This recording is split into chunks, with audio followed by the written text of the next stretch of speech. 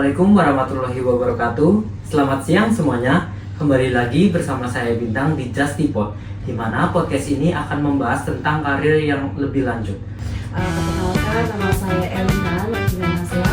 Di situ disebutkan bahwa Ombudsman adalah lembaga negara ya, yang kalau ada lowongan silahkan untuk apply aja. Dan S3 di UNES ya, masih berjalan di semester 1. Jadi, Like, comment, and don't forget to subscribe. Nah, episode kali ini kita akan bawain tema dan narasumber yang berpengalaman di bidangnya. Nah, aku yakin pembahasan ini tuh bakal seru banget.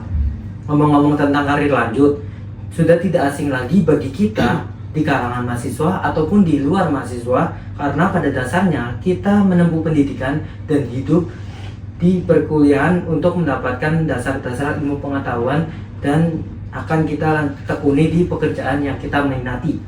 Nah, banyak orang yang menginginkan atau memimpikan sebuah pekerjaan yang baik. Melanjutkan dari episode sebelumnya, podcast ini ada untuk memberikan wawasan kepada semua orang tentang karir hukum untuk mempersiapkan praktisi dan akademisi yang berintegritas. Nah, oke, di sini kita akan membawakan satu pembahasan terkait nih tentang salah satu profesi di bidang hukum, yang mana profesi ini tuh udah gak asing bagi kalangan orang-orang hukum. Nah, profesi ini adalah profesi yang menjadi tempat pengaduan awal masyarakat jika mereka merasa pelayanan publik itu tidak berjalan dengan tugas yang seharusnya. Kira-kira ada yang tahu nggak kita mau bahas tentang profesi apa nih? Mungkin bisa di komen di kolom komentar ya. Jadi profesi yang kita akan bahas ini adalah ombudsman. Ombudsman sendiri bertugas sebagai pengawas bagi pelayanan publik agar masyarakat mendapatkan pelayanan yang baik dan sesuai aturan. Untuk membahas hal ini, tentu saja kita harus membutuhkan seseorang yang sudah mengerti jauh lebih dalam mengenai ombudsman itu sendiri. Nah, di sini saya ditemani dengan narasumber yang pastinya keren banget dan sudah berpengalaman di ombudsman itu sendiri. Mungkin teman-teman masih belum mengenal ya pembicara yang keren banget ini yang sudah hadir di sini tuh siapa. Mungkin kepada Ibu Elina bisa memperkenalkan diri dulu, Bu. Oke, baik, terima kasih. Selamat siang, Assalamualaikum warahmatullahi wabarakatuh. Perkenalkan, nama saya Elina Nurjinasla.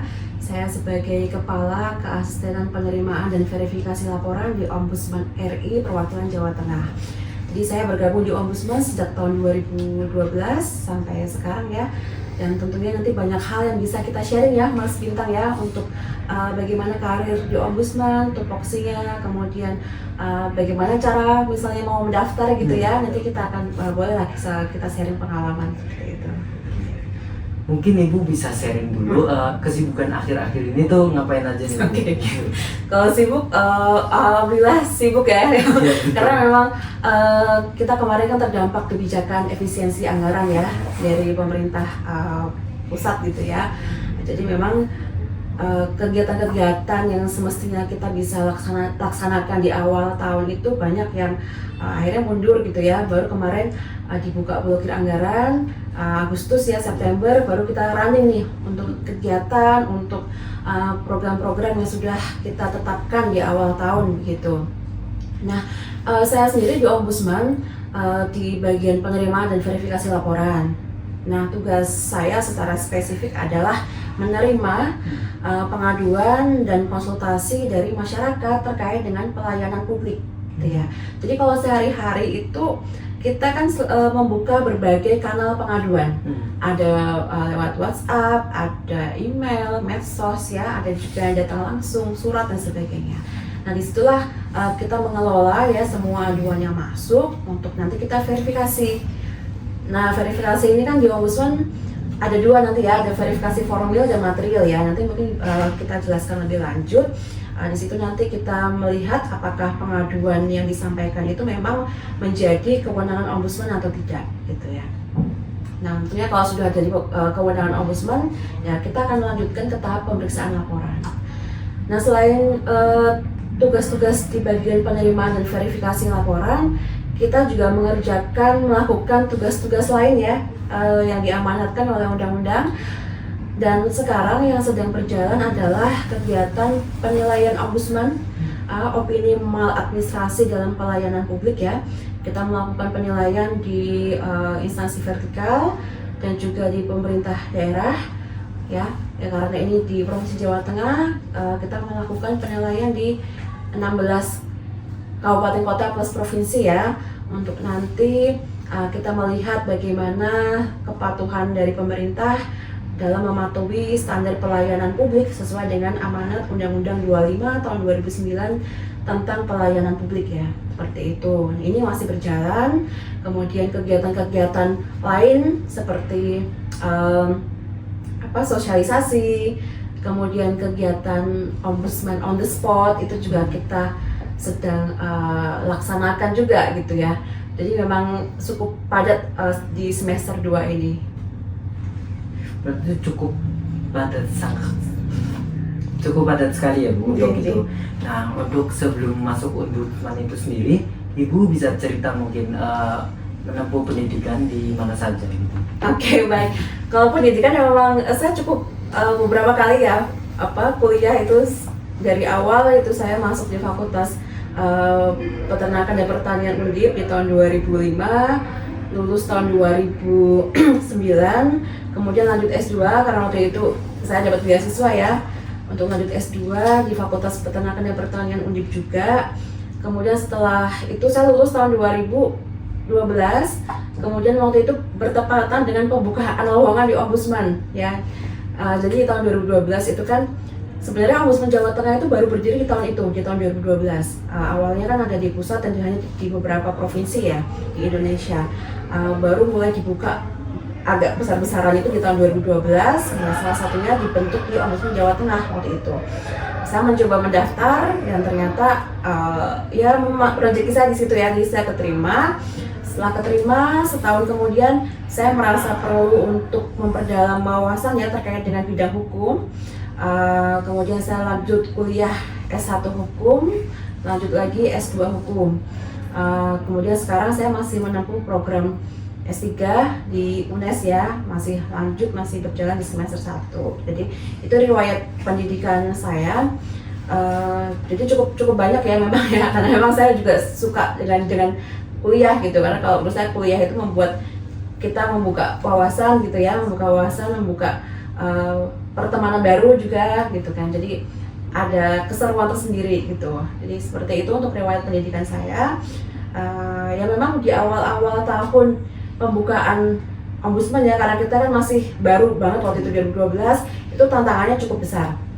Nah, kita belum banyak dikenal oleh masyarakat waktu itu ya. Jadi upaya-upaya kita untuk mensosialisasikan Ombudsman, kemudian bagaimana kita bekerja sama dengan pemerintah ya, itu memang membutuhkan effort dan ya tantangannya lumayan besar ya waktu itu ya. Tapi seiring berjalannya waktu, alhamdulillah masyarakat juga sudah mulai banyak mengenal Ombudsman dari instansi penyelenggara, baik itu di tingkat daerah maupun pusat juga semakin responsif gitu ya. Kalau dulu mungkin banyak yang resisten karena belum tahu kedudukan Ombudsman itu seperti apa. Sekarang semakin kesini semakin responsif ya, dan ada ya perbaikan lah ya terkait dengan kualitas pelayanan publik kita seperti itu.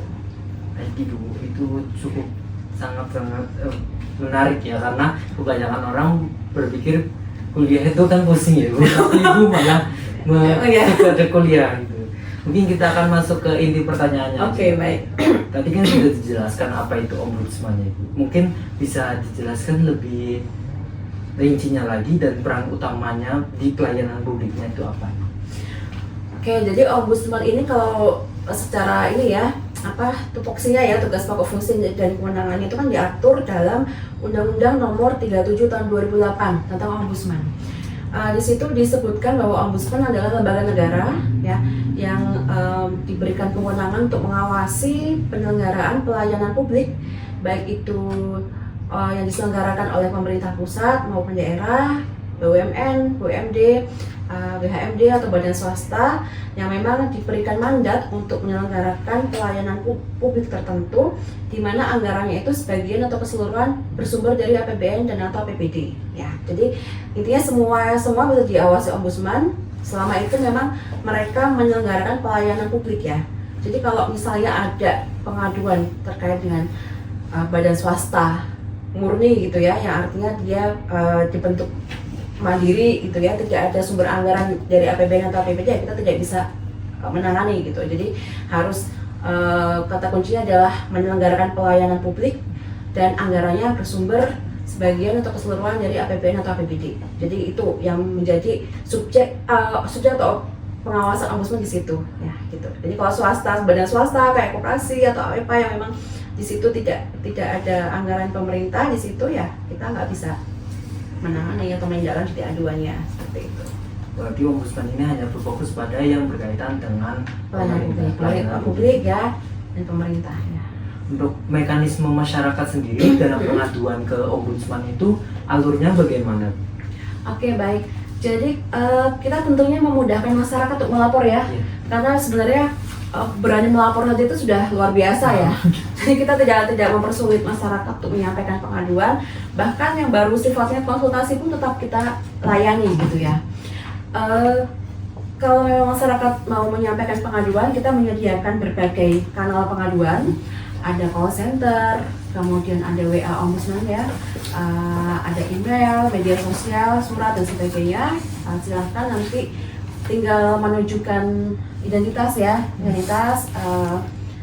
kemudian kronologisnya seperti apa, upayanya bagaimana, apakah sudah melakukan upaya pengaduan ke internal dulu atau belum.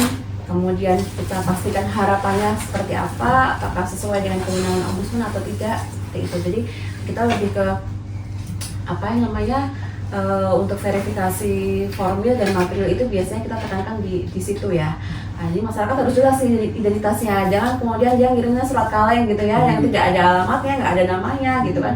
Ini kan kita mau menghubungi juga nggak bisa gitu ya. Itu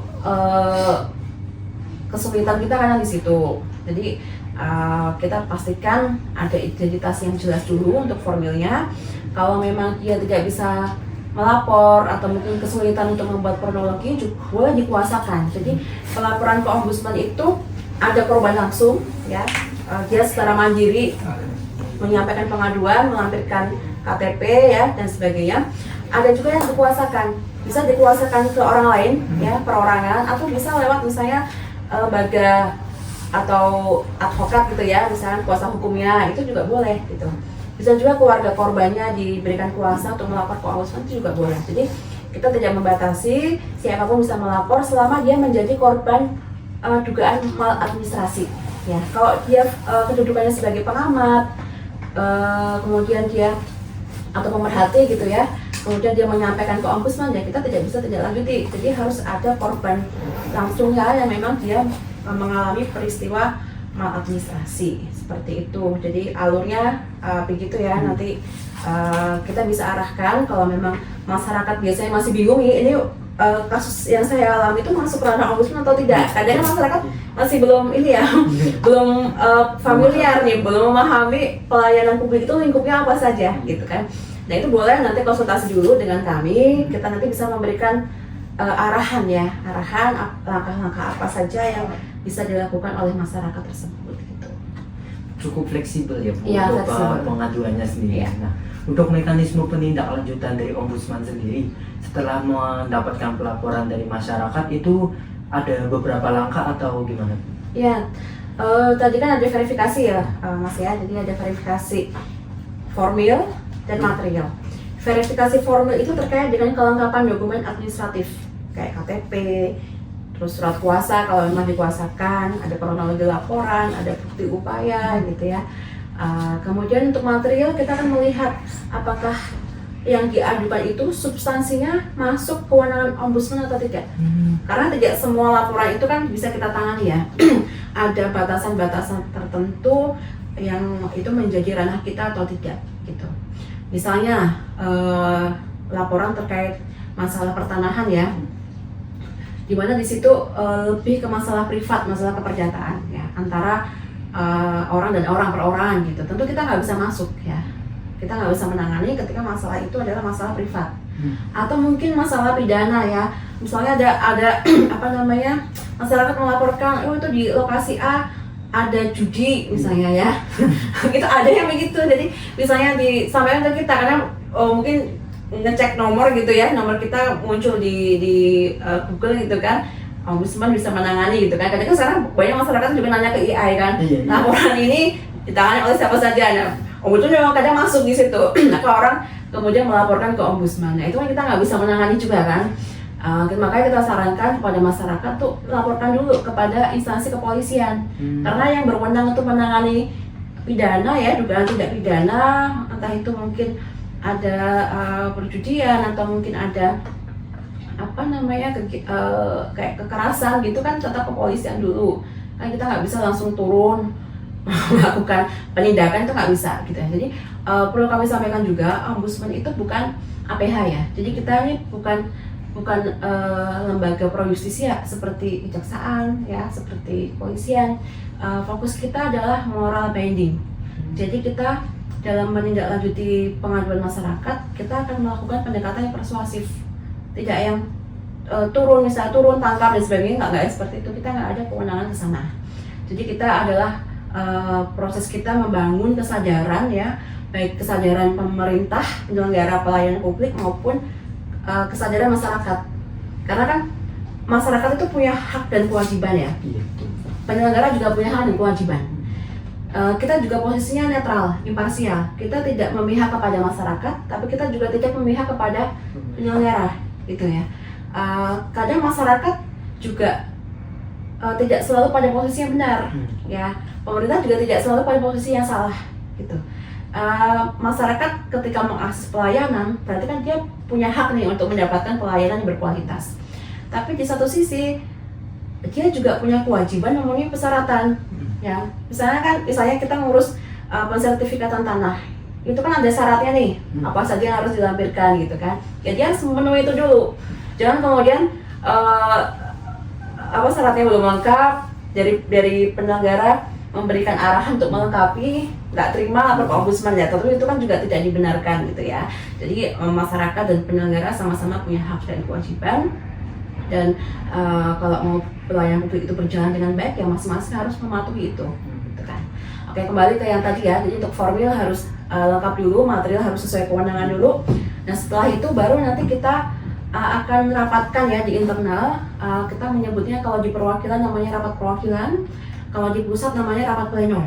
Nah, jadi di rapat itulah kita akan membahas laporan yang sudah kita verifikasi ya, kemudian diputuskan apakah laporan itu diterima atau ditolak. Kalau ditolak alasannya apa, kalau diterima alasannya apa ya, kemudian kalau diteruskan ke atau dilimpahkan ke perwakilan lain atau ke pusat tuh kenapa gitu ya. Jadi di situ ada keputusan kita dari hasil rapat itu.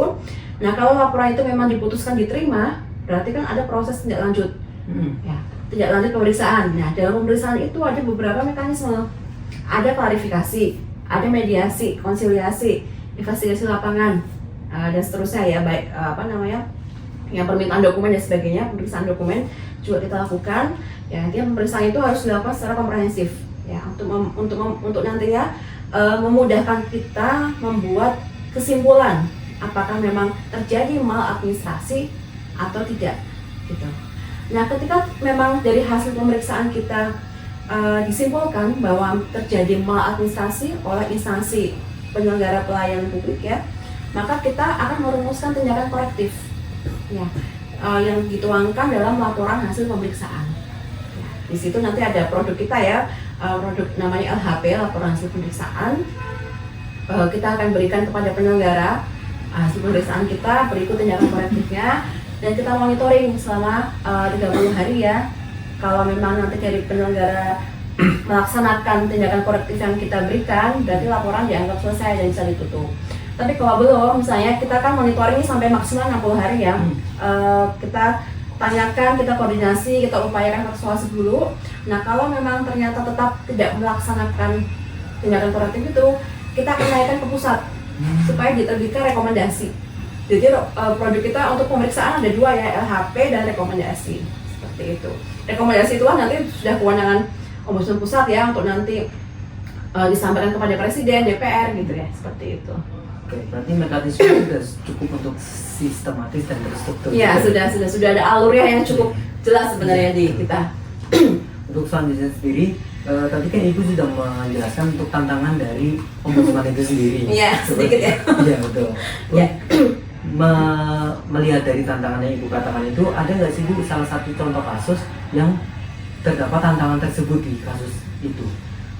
Oke, baik. Tantangan itu bervariasi ya Mas ya. Jadi ada tantangan yang dari pelapor, ada tantangan dari terlapor ya. Kita menyebutnya kalau instansi yang dilaporkan itu terlapor, kalau masyarakat yang melapor namanya pelapor gitu ya. Supaya nanti jelas ke depannya. Ya, jadi tantangan kita itu bervariasi ya. Yang pertama dari masyarakat dulu, pelapor ya. Pelapor ini kan berbagai macam karakter ya. Kadang mereka itu datang ke ombudsman sudah dalam kondisi emosional yang tinggi. Karena apa?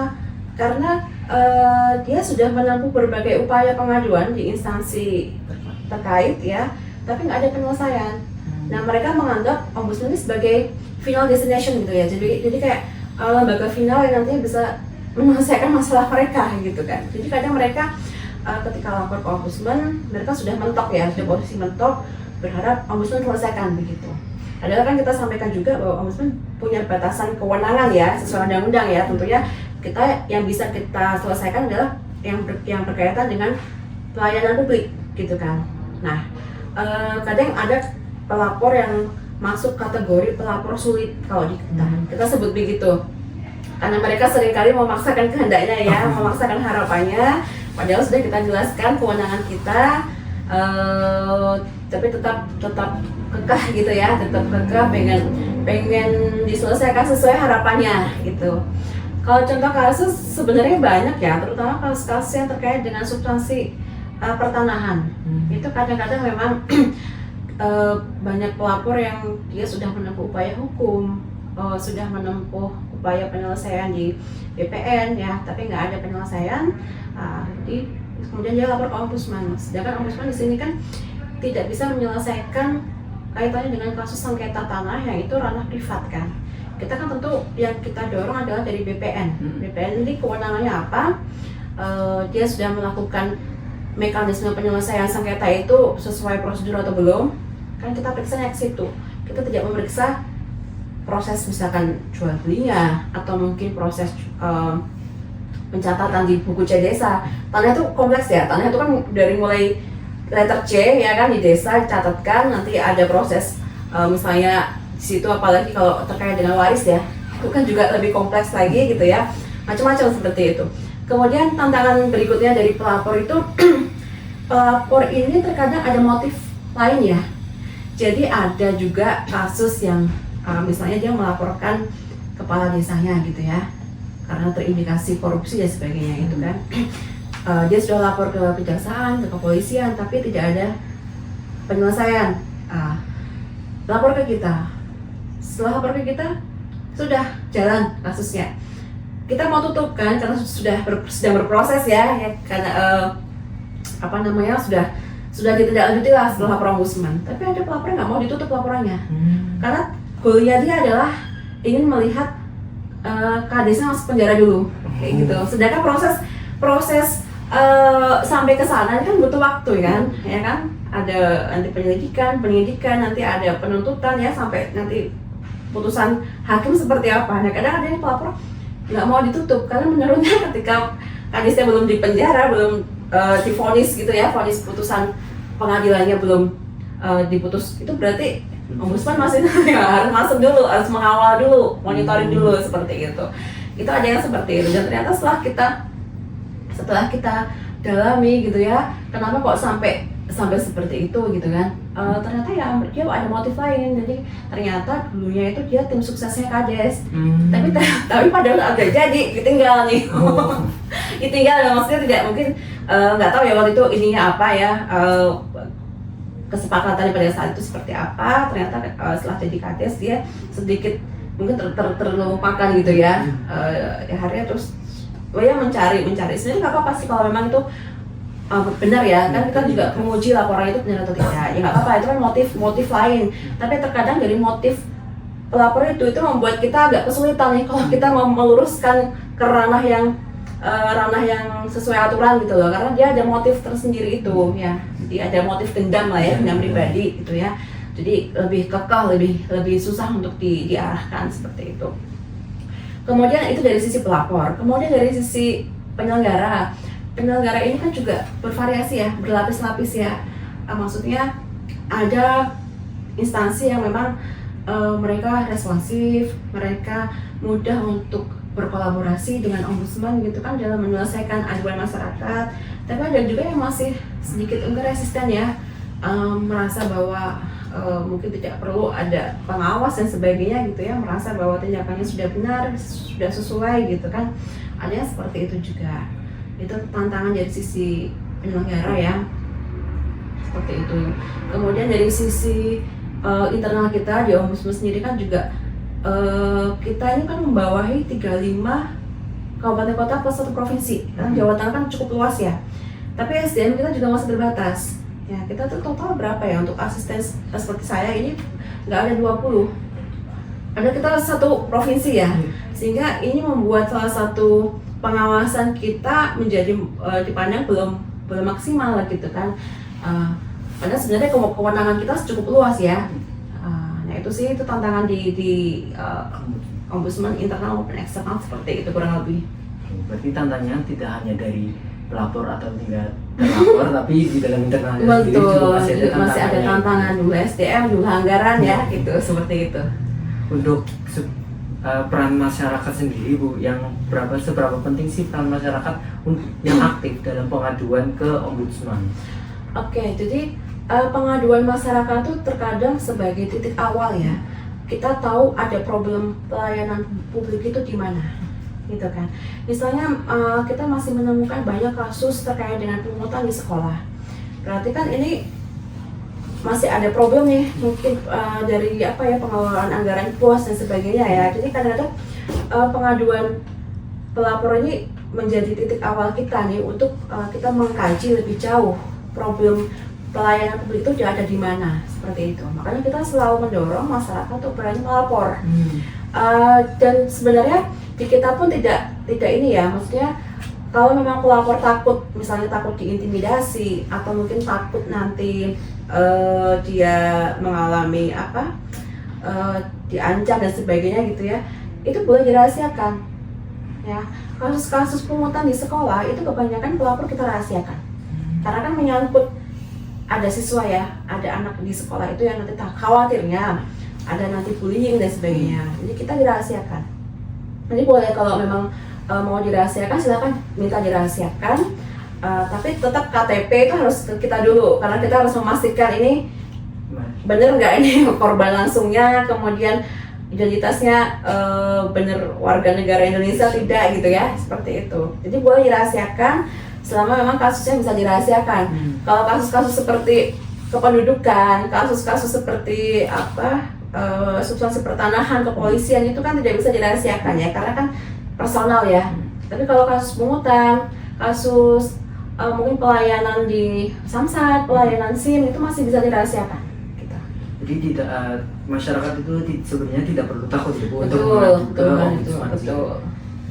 Untuk sistematika untuk dapat bekerja di ombudsman itu sendiri, bisa Bu sharing-sharing apakah ada pendidikan minimal yang harus ditempuh, cara pendaftarannya, atau enggak ada syarat khusus untuk masuk ombudsman? Oke, baik. Jadi kalau untuk ombudsman di perwakilan ini kan belum satker ya. Jadi kita tidak bisa membuka lowongan sendiri gitu. Jadi lowongan kerja di ombudsman ini kan ada PNS, ada asisten, dan ada staff supporting. Ada tiga kelompok gitu ya, 3 golongan itu ya. Kalau untuk PNS tentu kita rekrutmen seperti biasa ya, melalui rekrutmen CPNS gitu kan. Yang nantinya menjadi sebenarnya menjadi kesekjenan ya. Jadi ombudsman itu kan ada asisten, ada kesekjenan ya. Kesekjenan itu yang nanti mengurusi misalnya masalah anggaran, masalah rumah tangga ya, administrasi gitu ya. Itu yang statusnya PNS. Tapi dia tidak menangani kasus seperti saya gitu kan. Kemudian ada asisten ombudsman. Nah, asisten ombudsman inilah yang ada fungsi fungsional ya untuk melakukan pemeriksaan terhadap pengaduan masyarakat, melakukan tugas tupoksi sesuai dengan undang-undang ombudsman, itu asisten ombudsman gitu. Kemudian ada supporting yang memang dia tenaga kontrak ya, setahun sekali itu seperti promo bakti, ada driver, ada security, dan juga ada satunya apa sih? Ya driver, security, sama promo bakti ya. Itu yang memang ada kontrak setahun sekali gitu. Nah kalau yang seperti saya untuk asisten ombudsman memang rekrutmennya dari pusat. Jadi nanti ada lowongan asisten ombudsman gitu kan. Persyaratannya tidak jauh beda dengan persyaratan PNS gitu ya. Normal lah, usianya maksimal 35 tahun, melampirkan pendidikan terakhir. Untuk jurusannya juga luas ya, tidak harus dari hukum, tapi kalau ada pengalaman di bidang hukum itu jauh lebih baik ya, ada nilai plusnya gitu ya. Kemudian untuk penempatannya juga nanti tergantung ya kebutuhannya gimana gitu kan. Tapi yang jelas rekrutmen untuk asisten ombudsman itu dari pusat langsung, dari Ombudsman RI di Jakarta.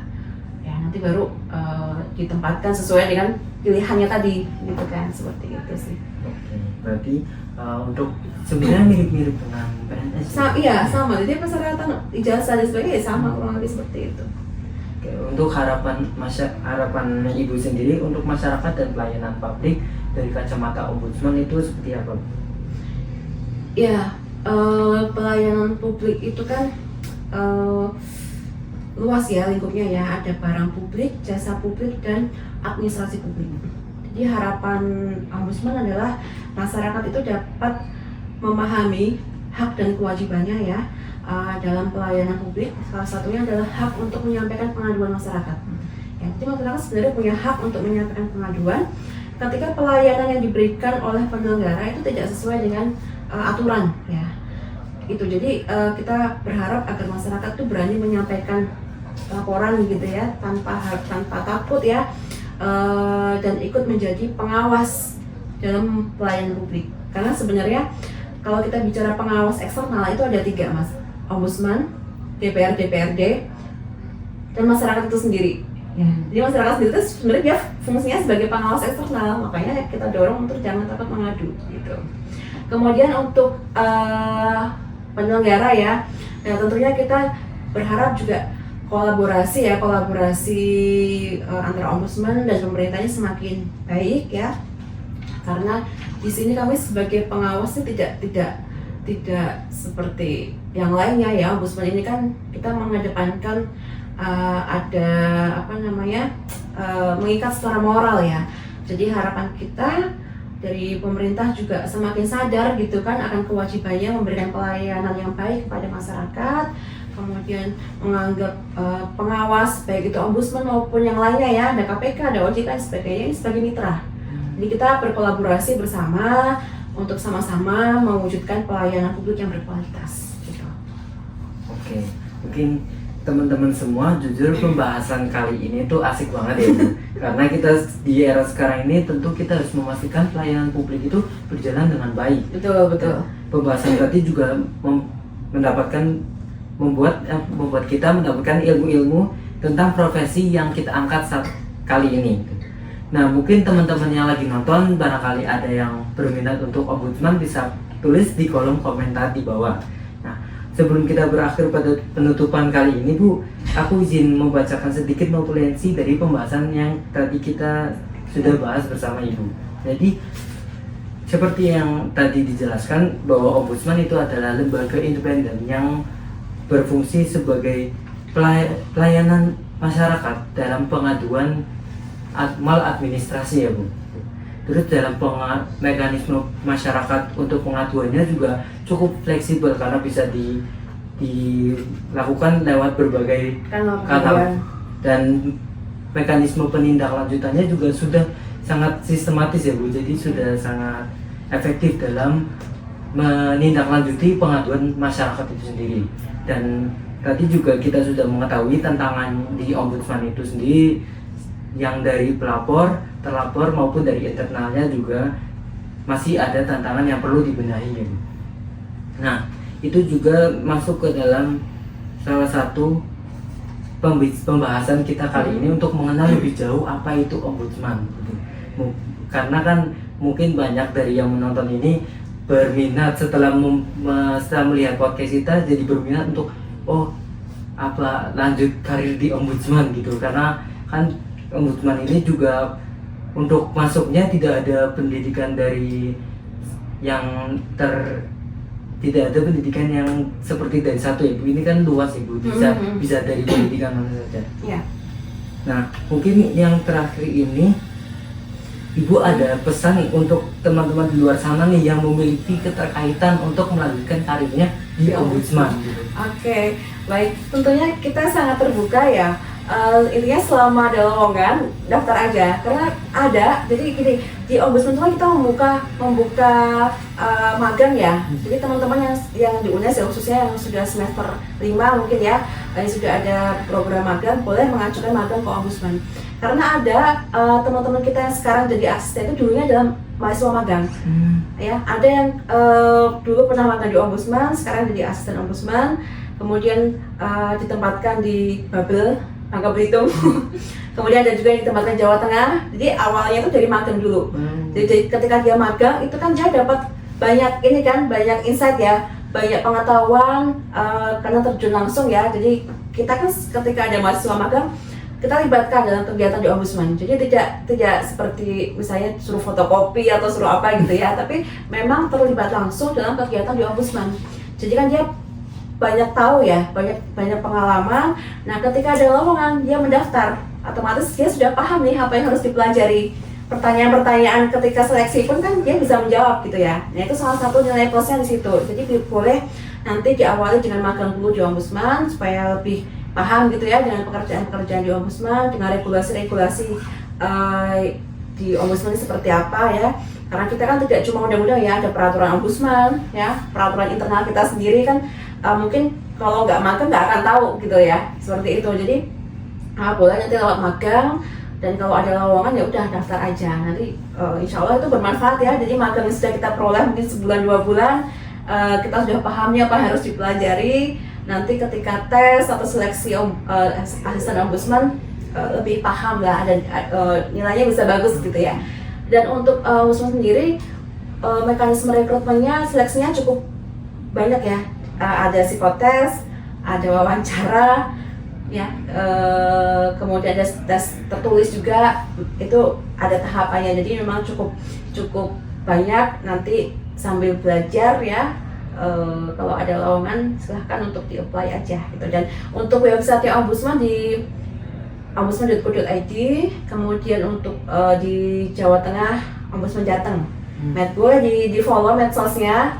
Dan untuk nomor WA pengaduan di 0811 998 3737. Jadi bagi teman-teman mahasiswa yang memang ada masalah ya, mungkin mengalami pelayanan yang tidak sesuai dengan aturan gitu ya, boleh menyampaikan pengaduan ke ombudsman gitu. Karena kita juga mau membuka jaringan ya, mahasiswa yang sudah pernah magang di ombudsman itu kita jadikan konco ombudsman. Jadi ketika ada kegiatan masih kita libatkan ya, dan kita selalu minta bantuan kepada rekan-rekan mahasiswa apabila nanti ada masyarakat yang kesulitan, itu bisa menjadi perantara lah ya, bisa membantu masyarakat itu mensosialisasikan tentang ombudsman, dan juga membantu masyarakat untuk menyampaikan pengaduan ke ombudsman gitu sih, harapannya begitu. Oke, baik. Sebelum saya tutup episode kali ini, mungkin Ibu mau memberikan closing statement atau sudah termasuk yang tadi? Ya, sudah termasuk yang tadi ya. Gitu. Oke, itu buat penonton semua, sebelum ini kita akhiri, like, comment, and don't forget to subscribe. Dan juga saya ucapkan terima kasih kepada penonton semua, dan juga tak lupa saya ucapkan terima kasih sebesar-besarnya kepada Ibu Elina yang telah hadir dan berbagi informasi mengenai karir di lembaga ombudsman di episode kali ini. Saya akhiri, wassalamualaikum warahmatullahi wabarakatuh.